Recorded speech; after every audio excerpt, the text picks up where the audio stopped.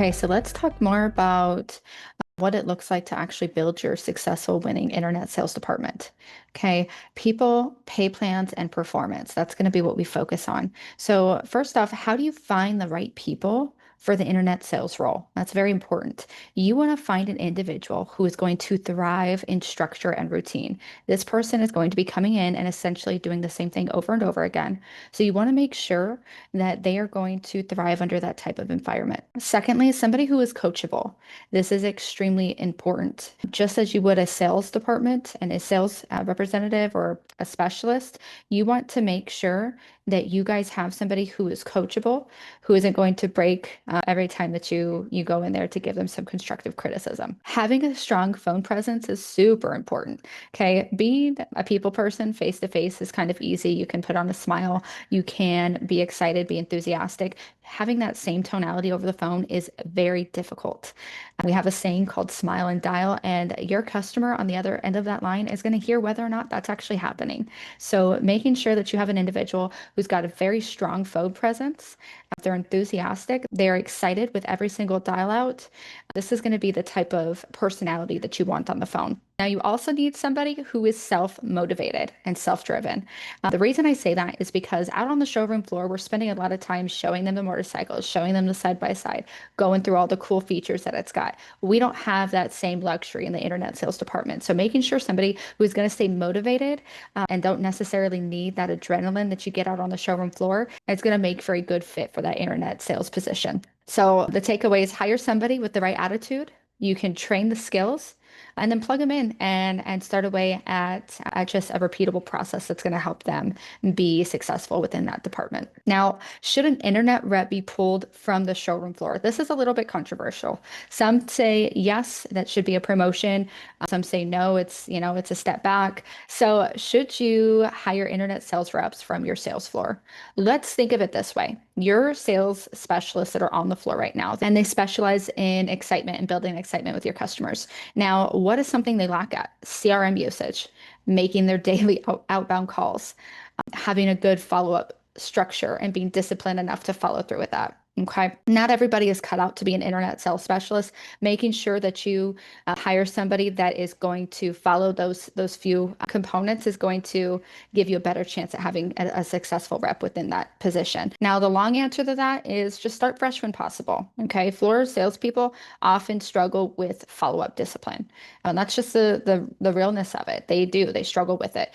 They're used to the heat. They're used to closing the deal.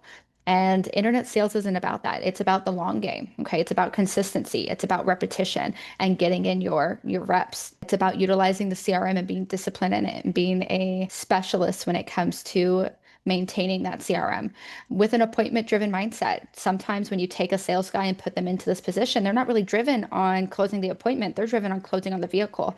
And if that's what is happening in the internet department, you're losing lots of money. So just make sure that anybody that you put into that position is going to be somebody who is appointment driven, as well as somebody who is looking to stay consistent. Now, let's talk about pay plans and pay structure for your internet sales department. Traditionally, what you'll see on the sales floor is going to be commission only. That doesn't always necessarily work best when it comes to your internet department. And let me tell you why. When you have somebody who is day in and day out hammering the phones, you want to make sure that they're compensated for their time on the phone, even when they are not necessarily closing deals.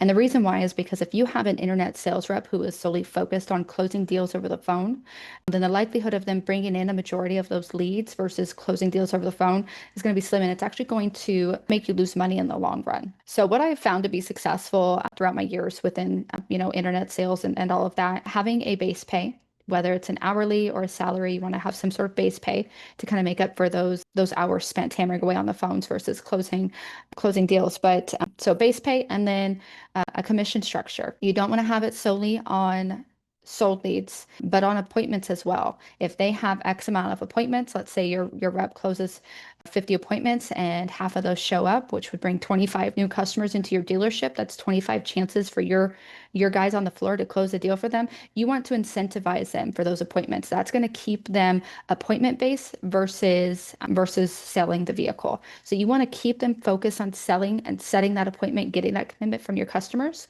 And then from there, you want to incentivize after the fact. So if your team is closing those leads, etc., make sure that you give them either a base pay or a flat pay on each sold unit. The key takeaways is making sure that the pay plan is simple, it's clear, and it's motivating. Okay, people are going to perform based off of how they're paid. So if they are paid only on sold units, well, then they're going to spend a lot of their time on the phone trying to sell the vehicle. But if you incentivize them or pay them based off of appointment set, well, that's going to leave your floor specialist to close up those deals and kind of do what they specialize in, do what they're successful at, and close up more leads. And then that leaves your internet guy or internet gal available to make more phone calls and contact more of those leads and bring them to your dealership. So make sure your reps are compensated for setting and not necessarily selling. Okay, that's the manager's job. That's the sales specialist's job. Let your guys on the phone keep hammering away on the phone and bringing those leads into the dealership. How do you keep your internet reps accountable without killing morale? This is extremely important. Just as you track your sit downs and your ups and your greets and your finance applications and your closed deals for your sales team, your internet team needs to have the same type of tracking. Okay, so tracking activity, productivity, outcomes, improvement, what needs to be improved on, not necessarily just the sales, because your internet department should not be in charge of their sales. Or in charge of closing their own deals, I should say. Now, use your CRM, okay? If you are utilizing your CRM as you should be able to review completed tasks daily. And you can review that either as a manager, you can review that with your rep if you have a lead in there, whatever the case may be, a lead rep. Have them review the completed tasks daily. This is very important. This is going to ensure that your reps have a little bit more motivation to stay productive throughout the day. You should also monitor your response time, okay? 15 minutes or less. This is going to catch your lead in the act, make sure that you're stopping that shopping process, but you should have a goal for all of your internet leads to be greeted in 15 minutes or less. Are you going to allow somebody on the showroom floor to wander around for 15 minutes before they get upped? Probably not. We want to treat our online showroom the same as we do our physical showroom and contact those leads immediately. Grade phone calls and email quality weekly. This is important. Going through live phone calls with your reps and going through how they could improve them, maybe some mistakes that might have been made, maybe some wins that they had. This is very important. This is going to help them take that experience into the next phone call, whether it be good, whether it be bad. They can take that, adjust accordingly, and move on with the next phone call. Now, hold short daily huddles. An early morning daily huddle, just as your sales team does, but an early morning daily huddle to kind of go through what your goals are. If you have any spiffs happening, what the incentives are. Maybe we didn't hit goals that we wanted to hit yesterday, but we are going to roll those into today. But kind of going through those type of short daily huddles and mentioning any wins that happened as well. If you guys exceeded your goals yesterday, let's say that the goal was 10 appointments, you guys set 15, 6 internet deals rolled yesterday, whatever the case may be, celebrate those little wins in those daily huddles. And keep in mind when you are tracking all of these KPIs and you're going through the motions each day, accountability isn't punishment, okay? It's performance visibility. That's the goal, is to have all eyes on the performance so we know where we can make adjustments to be more successful. Now, what if reps are burning leads or skipping steps in the process? This is huge. Most dealerships that I've talked to, shopped, or communicated with are experiencing this or dealing with this. It's very common, especially when managers aren't watching. Okay, review the lead log and compare. Last contact date, number of attempts, that should be huge. Across the board, the most common thing I see with internet departments is their number of attempts is extremely low. And when you're trying to contact a hot lead or a brand new lead, I guarantee your competitor down the street is not skimping when it comes to making those phone calls. And then lastly, check where the lead stalled. Okay, did we get an objection and refuse to push past it or overcome it? Did we make contact and not ask the right questions? Where are we having these leads fall off at? And then something that I encourage a lot of teams to do is to role play the first 60 seconds of a phone call. That's typically where you will find the most mistakes, whether it's an inbound phone call or an outbound phone call. Role play those. A lot of what you'll hear is, hey, this is Heather with Easygoing Powersports. Thanks for submitting your lead. So when you ask a customer, what questions do you have on that? Or how can I help you with that vehicle? What that is doing is that is essentially taking any control over the conversation that you as a rep have or your reps have on that call and throwing it to the customer. And it's giving them complete control of the conversation. You want to be in control of that conversation, asking relevant questions, asking close-ended or open-ended questions where they're necessary to have the conversation going. But the goal is to have control of that conversation, because when you control that conversation, you control the narrative, and you can likely guide or corral that customer to the appointment, which is what the goal is. Now, I always like to refer back to that 21-day follow-up. If you don't have a process in play for how many touches your leads need, especially when trying to create or capture engagement with them, you want to jump on to that 21-day follow-up. I've got an easy handout I can send you. I'm super happy to do that. But it's going to break down how many touches, when to do what touches, and what type of touch or what type of outreach, whether it's phone, text, or email. So if that's something that you want, it's very easy to start incorporating today and see success right away with. All right, so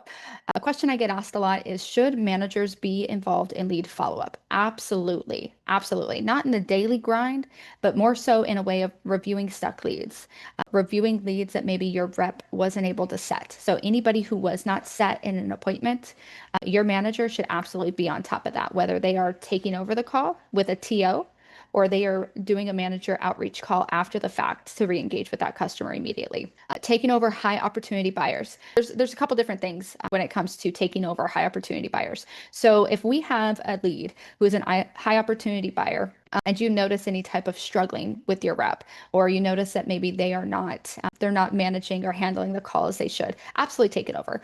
But give your rep the chance to go through the motions, go through the scripting to get to that appointment. What separates great internet departments from average ones? That's going to be consistency. Okay, consistency is key. If you can get your internet department to be consistent, you're going to have not only your leads flowing in and your internet department managing them, but you're going to have a steady flow of those leads coming into your dealership, turning into walk-ins, which is extremely important. That's what your internet department is for, is to drive traffic to your dealership. Now, no flashy closers, no high pressure pitches. That's important too. When you have somebody on the phone, yes, they may be a hot lead, they may be a warm lead, but they're on the phone. They're not in your dealership. They haven't committed to you yet. Asking for too high of a commitment over the phone might throw their guard up and keep them from coming in. Process is also key. If you do not have a solid process in your internet department, it's going to show. So the best teams follow process, they track their metrics, and get slightly better every single week. Okay, you want to see growing and improvement throughout the weeks. And they don't chase leads, they convert them. If your team is just reacting to leads instead of working them thoroughly, you're leaving money on the table, and you don't have a department. You have a digital voicemail box, okay? So make sure that you have a team who is working these leads thoroughly. If you want that 21-day follow-up, go ahead and let me know, comment team, and I'll go ahead and send it your way.